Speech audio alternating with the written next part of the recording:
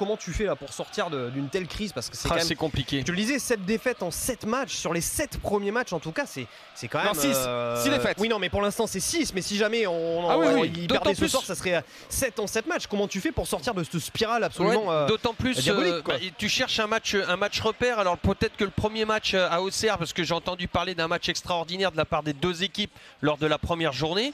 Peut-être que ce premier match pourrait faire office de référence, mais c'est déjà loin.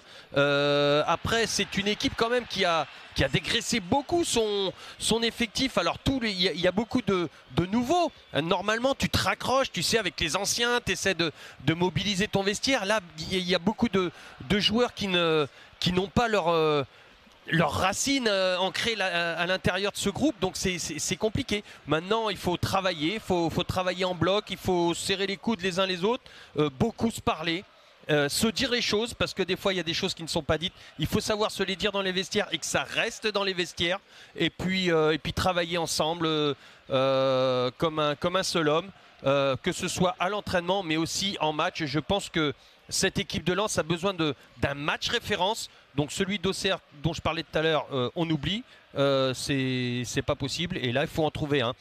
Gibaud parlait du dernier match où il y avait peut-être contre Lorient, c'est ça? Ouais, contre Lorient, sincèrement il méritait le nul, il y a eu un penalty accordé qui n'était pas valable. De toute façon, voilà, quand c'est dans le dur, c'est comme ça. Hein. Et savoir accepter aussi que on peut redresser la tête, mais quand tu es malade comme ça, il ne faut pas absolument chercher la victoire. Des fois, tu recommences avec des petits comprimés, tu vois, par petite dose. Et puis, ça peut passer par un nul. Et puis après, tu te raccroches, ça sera peut-être un deuxième nul. Il faut aussi avoir la patience. Les supporters lensois longs sont des très très bons supporters. Et puis voilà, par petite dose comme ça, savoir être patient et ne pas se prendre la tête pour des petites choses.